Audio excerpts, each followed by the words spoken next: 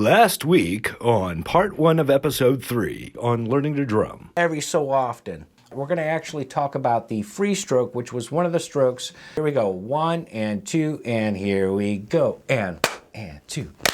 Hey. You know, but all we're doing is try to understand the concept of that free stroke. I wish I can grab my friend on this show, Kelvin Ward. He marched Santa Clara Vanguard in 1988, and Hey, Kelvin!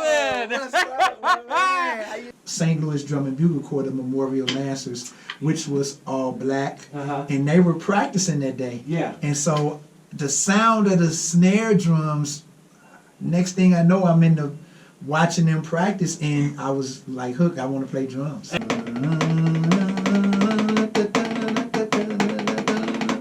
the Lancers, Memorial Lancers Drum and Bugle Corps from St. Louis. Right. Just my luck again. Funny how God works. The drum instructor, Tony Williams, was a big Santa Clara fan. Caprice Espanol. Oh, yeah, right. To me, no disrespect to Paradox, Blue Devils, Black Market Juggler, Bridgman, Santa Clara, the way he writes. Oh, yeah, I was just like, I gotta be in that. So when did Ralph Hardiman come in contact with Santa Clara Vanguard? When did he start? And he started writing, so by the time 1981 came, he took over for Fred Sanford.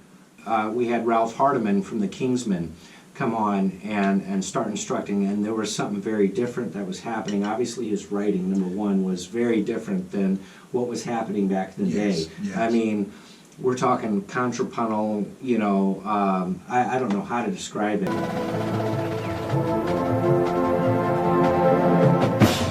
It's just so ensemble-y. It's so musical. It's usually with drums and drum corps, it's all rams and rudiments, and even this was made aware of me. Ralph explained it like in old drum corps when you played a buzz roll. It was like when you got to the buzz roll part. It's just very harsh. Right. When Ralph writes, it was a musical buzz roll.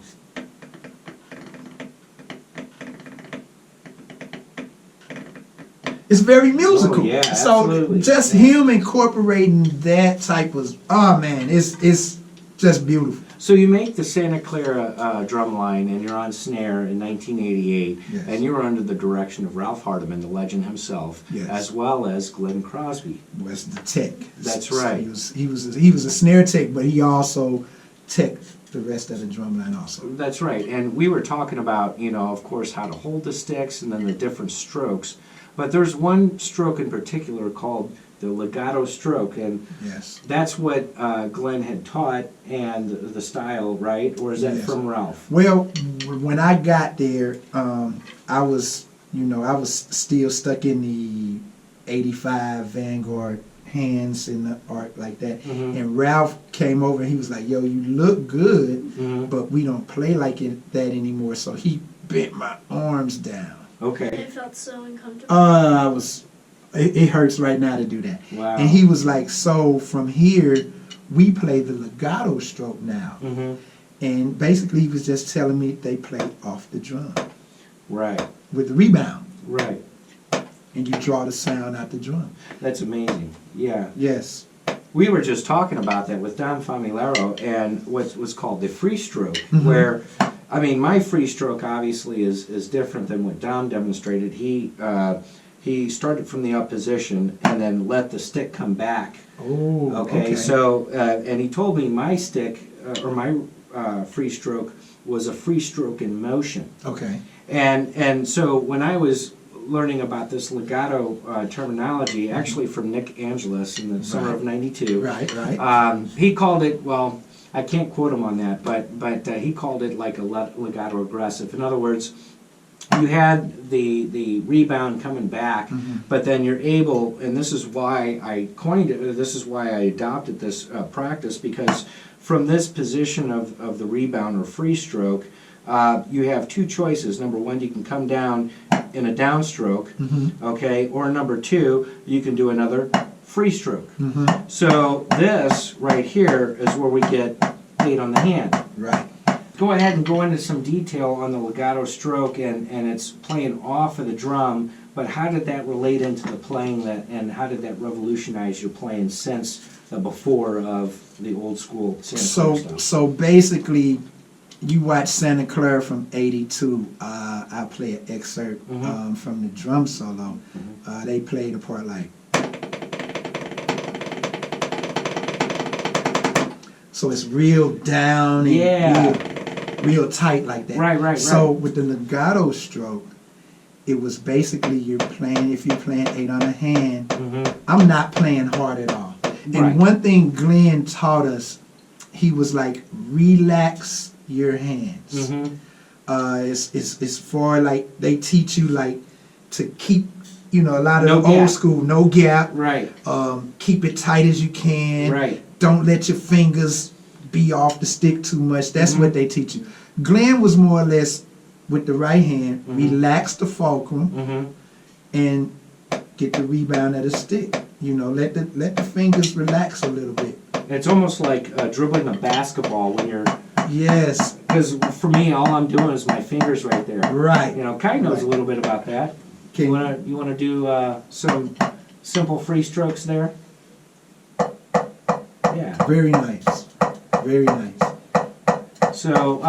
Then to go to the left hand. Yeah. If you remember, you were supposed to keep your thumb bent back. That's me. Yeah. And keep this finger on the stick, and the pinky finger was all bent back. Yeah, that's right. And Glenn and Ralph was like, yo, relax the hands.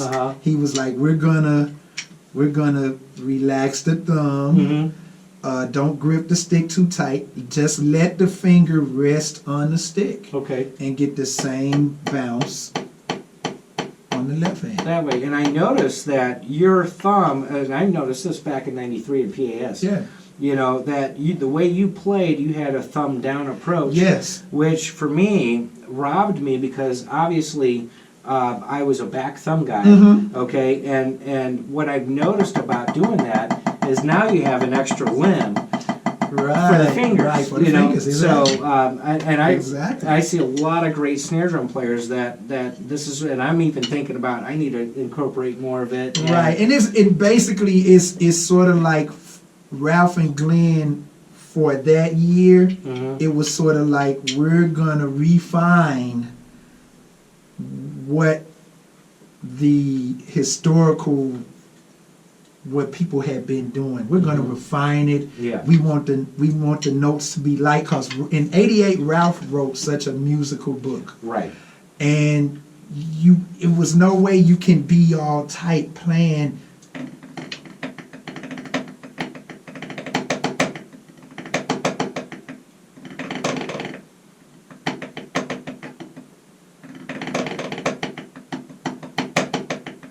No way you can play that with hard hands. No, you gotta be loose. And that was one thing Glenn hyped on all your relax your hands. And let the legato stroke, let the bounce of the head control the stick. Right. You don't and his thing was you don't have to play hard. It's 8 of you guys. If everybody gets the technique down, it's gonna be loud as crap. Yeah. When everybody's playing the same. That's a key thing is unison. That's what creates volume. Yeah.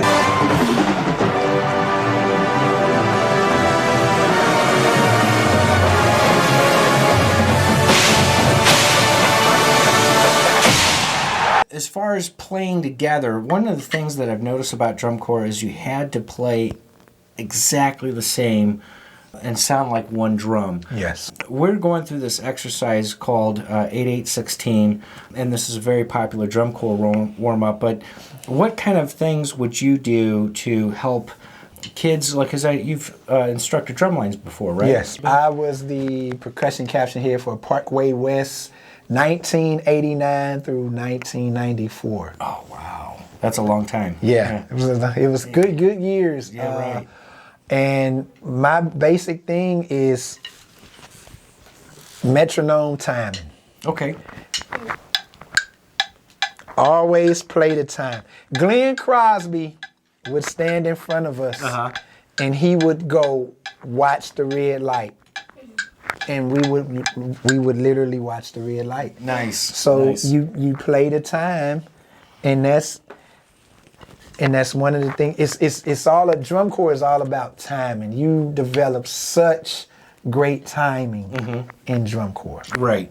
Because you're playing with that metronome. You're playing with the metronome, and everything is about time.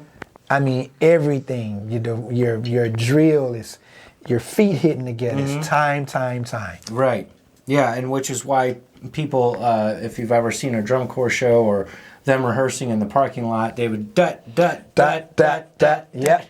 Constantly keeping time. Now, back in my day, they wouldn't allow you to get dinged if you dut on the field, but now people are dutting, they want duts. Right. Well, we didn't, as a full line, we didn't dut. Like the only dut we had was Gilster. Okay. And that was because we had a split drum solo in '88. Yeah. So when you're 35 yards apart from the other snares and the bass drums and cymbals, and you're in, one of the instructions was, if it sounds together, you're in trouble. Oh, okay. So literally, it had to sound horrible, but with Gilster going tut, before we came in with the next part, it kind of helped. It's kind of weird to think of that. Yeah, that's amazing. Wow. Yeah, right, because on the field, people are spaced far apart. And for us, I mean, when I was doing in the Colts, I had to listen back. You're right. You know, listen so, back. And that was a big deal. So do you mind if we go through 8 on the hand? Sure. If we're ticking or flamming, you can stop us and... Okay. And kind of how you would normally do with a normal drum line that you instruct. So we'll just take it at your lead. Okay, we'll go A for free. Me too. You're ready. Yeah, we're all together. All right, we're ready. 1, 2, 1, 2, ready, and. Let's cut right there. Now when we start, don't rush. And as a matter of fact, there we go. We're going to use some tempo. I got the doctor beat if you want a little bit more powerful. Okay. Ching, ching, ching, ching. All right, so what tempo would you like? Do it at 120 should be good. You want 8 notes? Yeah. Oh, that's too fast. Let's go down. Let's go down about 100. Cool. That good? Yeah. All right. Is that cool? Yep. Okay, here we go. 2, 1, 2, ready, and.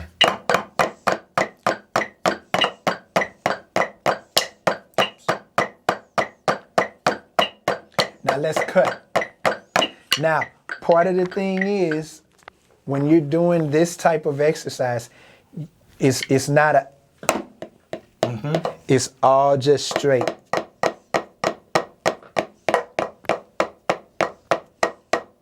It's all straight, no accents, no variations from it. It's just 8 straight notes. Right, and it's that legato stroke that you're talking about, or that free stroke or rebound stroke. Right. Okay, do you want to try that again? Let's try it again. Okay, great. Here we go, you ready? 1, 2, 1, 2, ready, and. That's okay.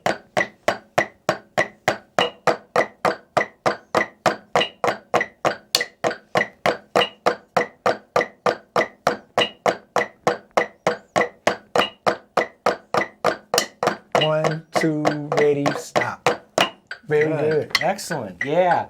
So one thing I've noticed in drum corps is that when you're doing the right hand, you're doing the free stroke up into the last stroke, which is a downstroke, and then the left comes up. That's right. And once you're done with the 8 on that becomes a downstroke, and it's the left. So there are downstrokes in this exercise. Yes, it is. Okay. What different strokes did you show your drumline students? And because everybody had like, okay, this is the upstroke, this is the downstroke tap. What were the different strokes that you learned and you taught to people? Basically, when I would teach Parkway West, I would teach them legato again, and I would teach them to keep everything even and light. Don't play too hard. Like you say, the nice downstroke. Keep everything full. and don't, play in time. Right. Basically, that's it. Your legato stroke has a little up in it because if you slow it down, the beat, you're coming up. Right. Like that. Right. Now, one thing Glenn told me, I talked to him recently, and I made mention about the molar. I was like, yo, your line is doing molar. Yeah. And he was like, you used to play with a little bit of molar. So I looked back at some video of us, and I was like, yeah, I did have a little molar just because I was so new when you play. A lot of them would play 8 on the hand like, it was all uneven. Right. So basically you just teach the legato stroke, all 8 notes. If you write it out on paper, it's just 8 notes. And the same with the left hand, whether you play a traditional or a match grip. You play it high, whatever the heights are, and you play with rebound. When you get done, 2, 3, 4, 5, 6, 7, 8. There you go. And there it is. Upstroke. Downstroke, upstroke. Yeah. 1, 2, 3, 4, 5, 6, 7, 8. Yep. 1, 2, 3, 4, 5, 6, 7, 8. No matter what speed.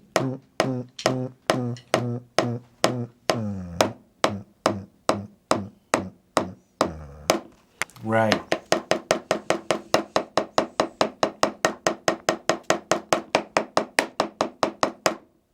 And the faster you go, it seems like the more finger movement that you're using. Yes, you start using the more finger. Right. But the fingers stay on the stick. That's right. That's right. The fingers never leave Never the leave the stick, but they're who's the guy Billy with Gladstone. Billy Gladstone? Yeah. Yes, yeah. So his whole thing is, and I've seen some of those videos, and to make the fingers. Yeah. Right. We had the one thing is I had people That's tell what me it is. to turn it back, and then you can work the fingers that Right, way. exactly. But then one guy who auditioned for the Cavaliers, he didn't make it, but he said he had to do this exercise of switching. Now I'm on my pinky. So wow. you would, and the same thing would go for the traditional. You have the thumb, and then the. Wow. So Yeah, that was just one way to work out the fingers. It wasn't a specific warm up, but it was just an exercise that you could do on your own To get your work those fingers fingers straight. up and stuff. No, that's amazing. Wow. Make sure you don't pick up bad habits within learning the strokes. You like I heard you mention to him, you're taking them. What I did at Parkway West, I destroyed anything they knew, and we started from the bottom up. Great. Fingers on the stick. Like I said before, Glenn, loosen up. That was another big thing. Right. Relax. Right. Breathe. Breathe. Oh my God. Yeah. One day he walked in front of me and he said, "You're gonna die." Yeah. Because I was.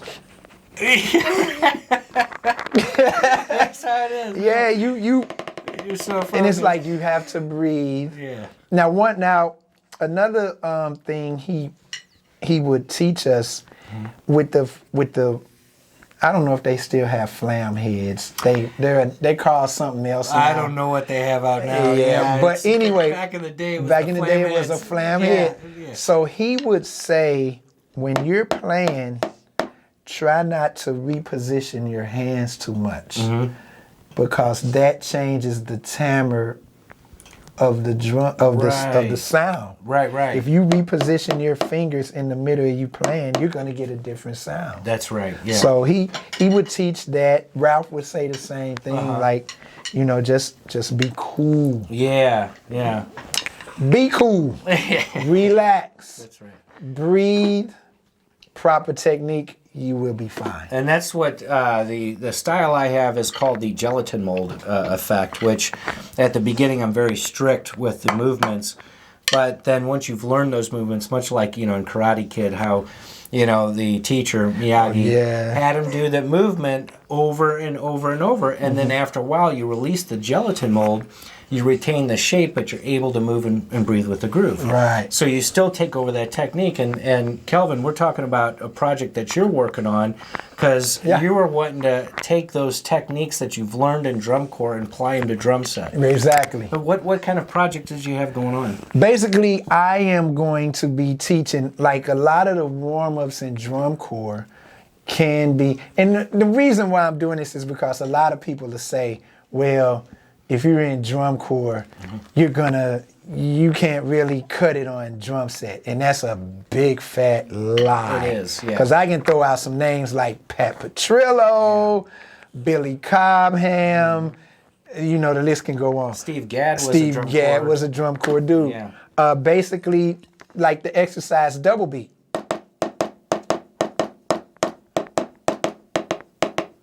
Excuse, I'm kind of rusty, but you take double beat, you take 8th notes on the hi-hat, 2 and 4 on the snare, and you play the double beat part on your foot. Oh, wow. Yeah, that's a challenge. And then you would switch the 8th notes to the left hand and play it on the 2 and 4 on the right hand. Wow. And then you incorporate the triple beat, because you got...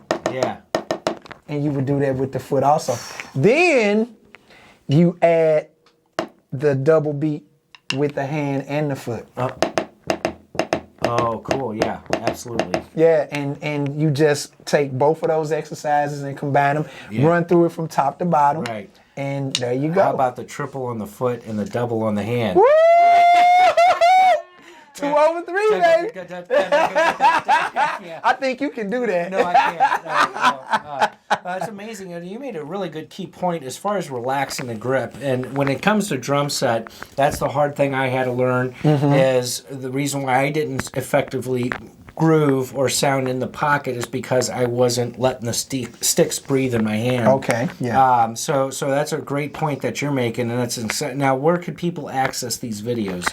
It's going to be on YouTube under Fingers Lefty, a.k.a. The Chop Shop. Okay, we're going to put a comment or a quote or the link in the comments, show more, so that you folks know where to get that. And yes. Are there any other websites that, Of course, I'm gonna throw some stuff on Instagram. It'll be more or less some of the same videos. I do more choppy stuff on Instagram, but basically the YouTube channel is going to be free. I'm not getting a Patreon page.